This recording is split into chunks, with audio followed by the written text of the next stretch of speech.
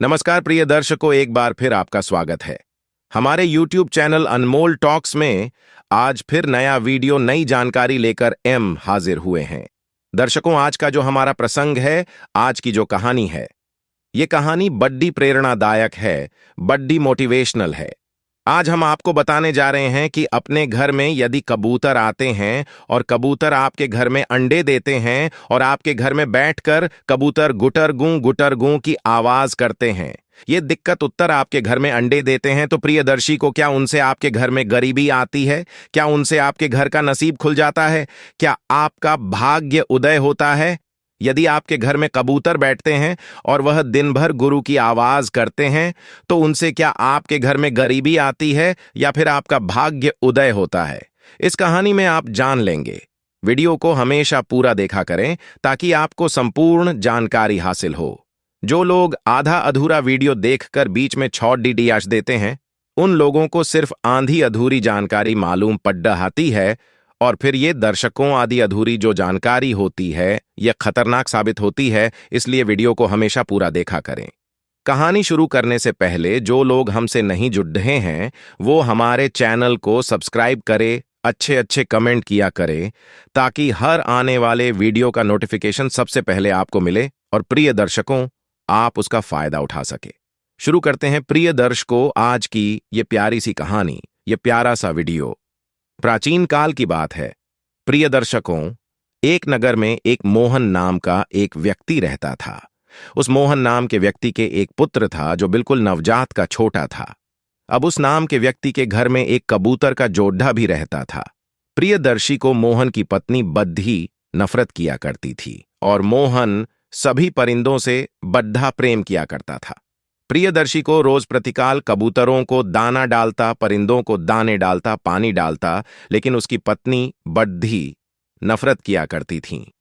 वो अपने पति से अक्सर इसी बात को लेकर के झगड़ती रहती थी कि तुम इन फालतू के परिंदों को दाना पानी डालते हो, ये मुझे बिल्कुल पसंद नहीं है।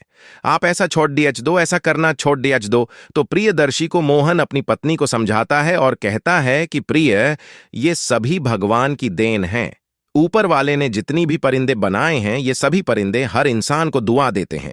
ये कभी भी बद्दुआ नहीं देते हैं, ये हमारी दुआ करते हैं। इसलिए इन परिंदों की खिदमत करना भी हमारा फर्ज है।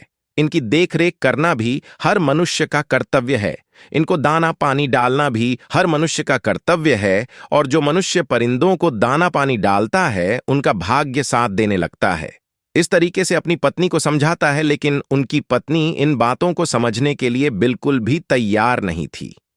वो अक्सर अपने पति से इसी बात को लेकर रोज झगड़ाती रहती थी। वो कहती थी कि कबूतरों को मेरे घर से दूर भगाओ, मेरे घर के आसपास ये कबूतर परिंदे बिल्कुल नहीं आने चाहिए।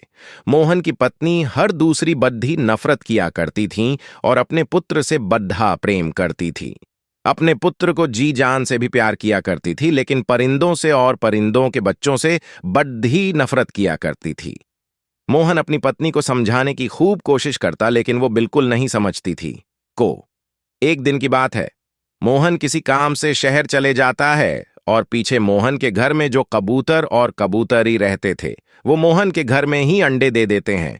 अब मोहन की पत्नी अपने पति से इस बात को लेकर के झगड़ती। वो कहती कि इन अंडों को दूर भगाओ, मैंने पहले ही कहा था कि इन कबूतरों को घर में मत रखो, लेकिन तुम मेरी एक नहीं मानते हो। अब देखिए, इन कबूतरों ने हमारे घर में अंडे दे दिए हैं। इन कबूतरों ने हमारे घर में अंडे देकर गंदगी फैला रखी है। इसी बात को लेकर मोहन की पत्नी अपने पति से आए दिन झगड्ढा करती, आए दिन लड्ढाई झगड्ढे करती, लेकिन मोहन अपनी पत्नी को बार बार समझाता। प्रियदर्शी को अब एक दिन किसी काम से खो जाता है।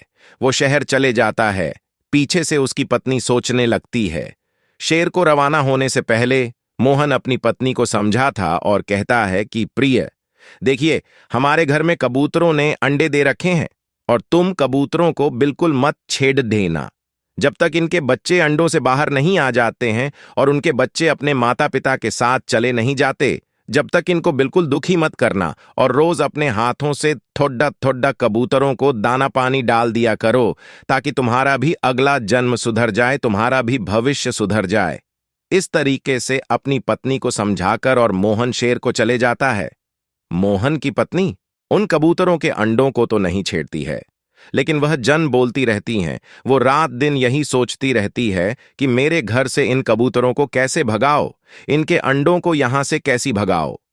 प्रिय थे स्कूल, मोहन का जो छोटा पुत्र था, उसको भी इस बात का मालूम था कि मेरे घर में कबूतरों ने अंडे दे रखे हैं।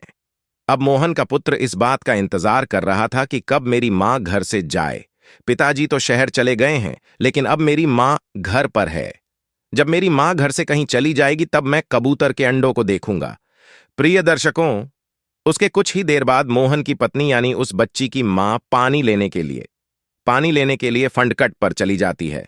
अब मोहन का पुत्र एक सीढ़ी लगाकर कबूतरों के अंत तक पहुंच जाता है और कबूतर के अंडों को पकड़ डीएच लेता है और उनसे खेलने लगता है, उनको देखने लगता है, निहारने लगता है। तभी तभी उसकी मां यानी मोहन की पत्नी पानी लेकर के वापस अपने घर को आ जाती है।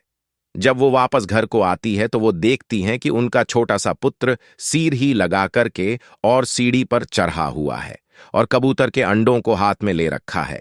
यह देखकर वह बड़ी क्रोधित होती है, अपने बच्चे को मारने पीटने लग जाती है, अपने बच्चे को डांटने लग जाती है। फट से वह पानी को रख कर के तुरंत अपने बच्चे के पास आती है और सीढ़ी से अपने बच्चे को हाथ पकड़ डी एच के कह सकती हैं। जैसे ही वो अपने बच्चे का हाथ पकड़ी कर कहती हैं तो प्रियदर्शी को उसके बच्चे की दूसरे हाथ में एक कबूतर का घोंसला पकड़ा हुआ था। जेसीबी की पत्नी अपने बच्चे का एक हाथ पकड़ डीएच करके नीचे को खींचती है तो प्रिय दर्शकों, कबूतर का पूरा घोंसला उस बच्चे के हाथ से आ जाता है और जैसे ही कबूतर का घोंसला नीचे आता है तो पूरे अंडे फूट जाते हैं।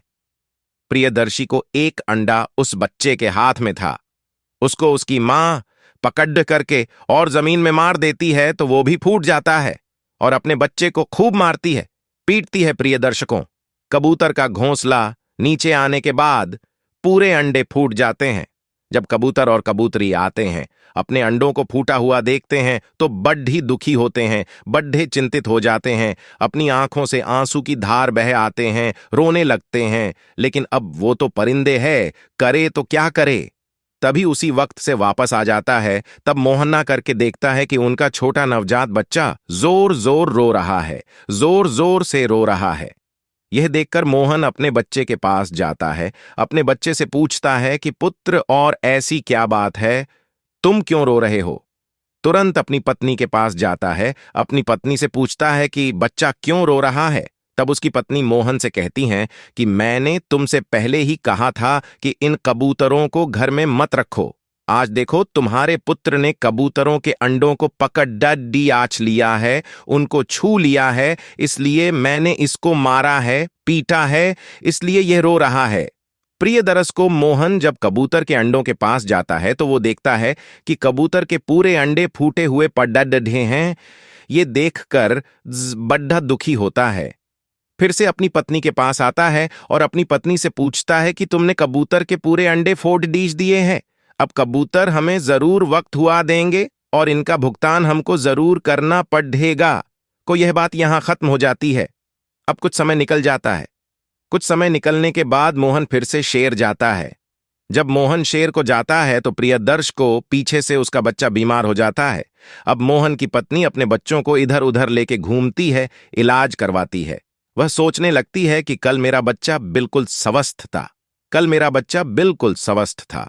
इस केस में तनिक भी कोई बीमारी नहीं थी, कोई बुखार नहीं था, लेकिन आज अचानक से मेरा बच्चा बीमार हो गया है। मोहन की पत्नी अपने बच्चे का बड्ढे बड्ढे राज में दोषी इलाज करवाती है, लेकिन उसको तनिक भी फर्क नहीं पड़ देता है, वह तनिक भी सुधार नहीं आता है। वो धीरे धीरे गंभीर से गंभीर रूप से घायल होता जाता है। मोहन की पत्नी बड्डी दुखी होती है, रोती है, चिल्लाती है, कहती है कि मेरा एक ही पुत्र है और यदि इसको कुछ हो गया तो हम क्या करेंगे। मोहन के पुत्र की हालत इतनी खराब हो जाती है कि उसकी बचने की कोई आशंका नहीं रहती है।